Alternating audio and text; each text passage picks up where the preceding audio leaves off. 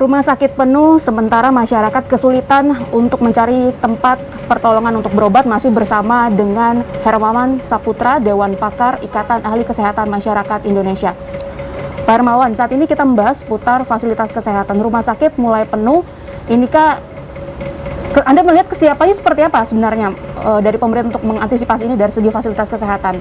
Memang di bulan April dan Mei, memang disitulah bulan-bulan kita harus melakukan perencanaan yang terukur ya, melihat prediksi dari semua pakar kesehatan masyarakat, para ahli epidemiologi bahwa di bulan Juni dan Juli akan kenaikan signifikan kasus, imbas dari berbagai hal, imbas dari keterbukaan selama bulan April dan Mei, imbas dari adanya varian of concern Delta, imbas dari euforia vaksin, dan juga imbas ketidakdisiplinan masyarakat yang memang belakangan ini karena faktor kejenuhan tinggi.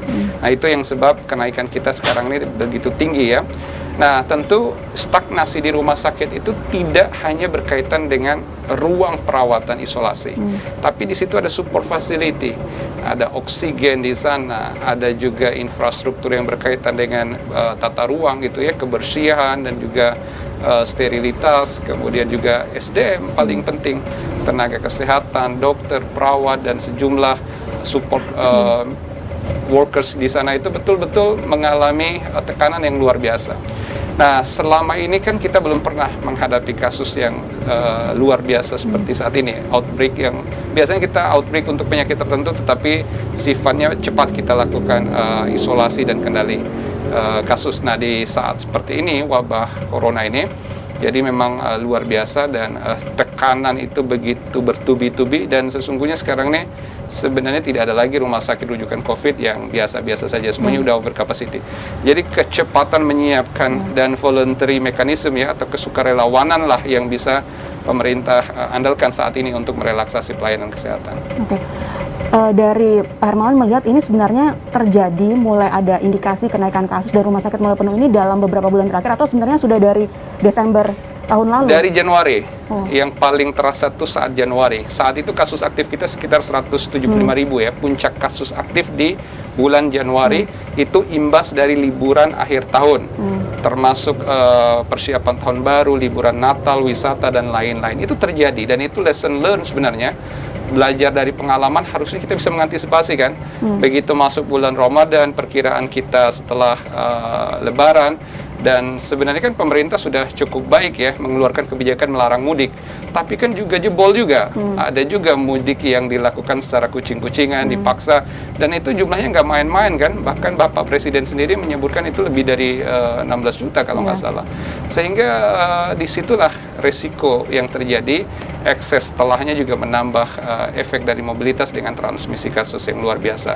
Nah, begitu ada kenaikan kasus sebenarnya, udah pasti ada kenaikan volume pelayanan di rumah sakit. Kalau volume pelayanan rumah sakit naik, itu pasti kebutuhan oksigen itu naik. Jadi kebutuhan ruang-ruang intensif seperti ICU itu naik. High care unit atau HC itu naik.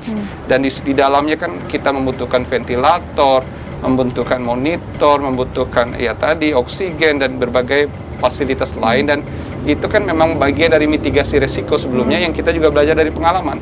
Jadi contoh kenaikan itu sendiri kan sudah terjadi setiap selesai liburan, tetapi yang stagnasi itu udah mulai terjadi sejak Januari. Walaupun setelah itu melandai ya, kan adanya PPKM.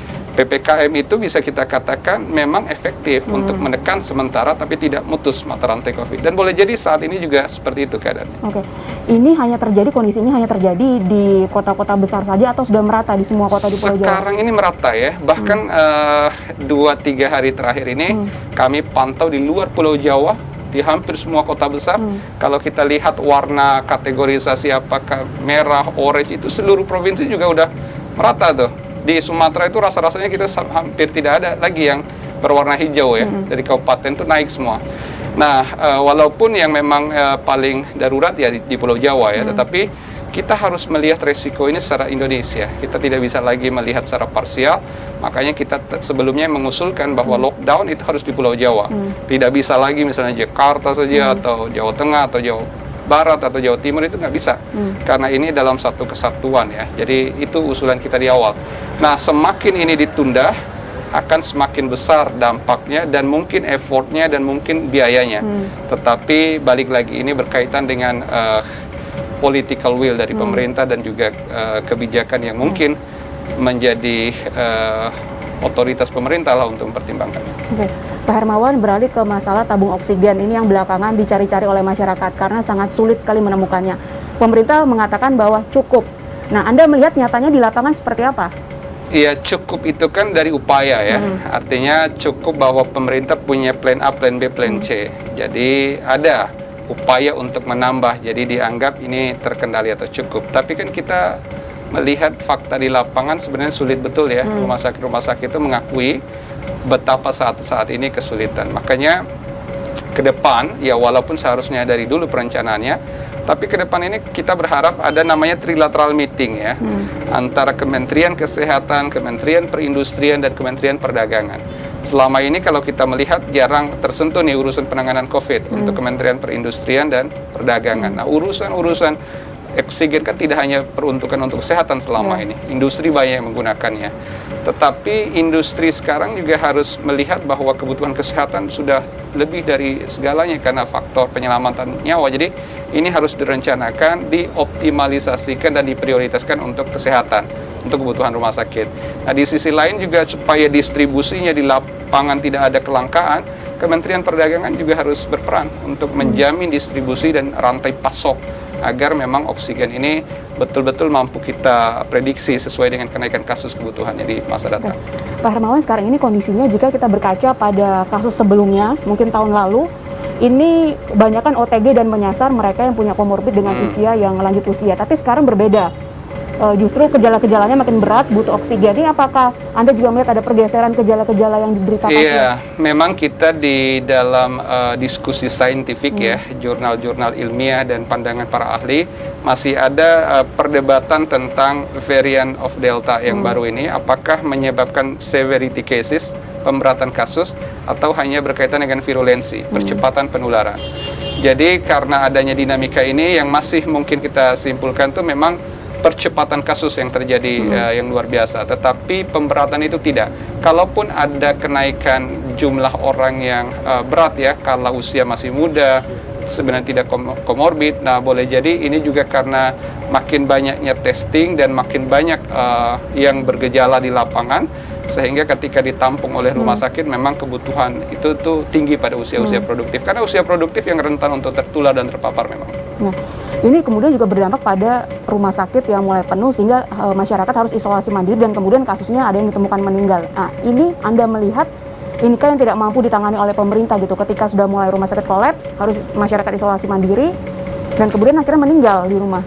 Iya, ya itu karena stagnasi tadi ya. Jadi ada bottleneck, penyumbatan di rumah sakit, banyak orang yang tidak tertangani. Jadi orang yang akhirnya tidak dapat, apalagi yang gejala berat ya, yang harus membutuhkan intensive care, ICU itu banyak sekali. Jadi yang seharusnya di ruang ICU, mereka di ruang isolasi biasa. Yang seharusnya di ruang isolasi biasa, mereka akhirnya harus isolasi di fasilitas isoman. Yang seharusnya di fasilitas isoman malah di rumah gitu. Atau bahkan sudah tidak jelas juga gitu. Banyak kan juga yang tidak mau periksa, boleh jadi karena menganggap di Vaskes juga udah penuh, juga berharap di rumah juga bisa kembali memulihkan. Tapi beberapa kejadian memang fatal, banyak juga yang tidak tertangani di lapangan. Nah ini kita sesalkan, maka itu sebenarnya upaya yang harus paralel dilakukan itu adalah kampanye community empowerment.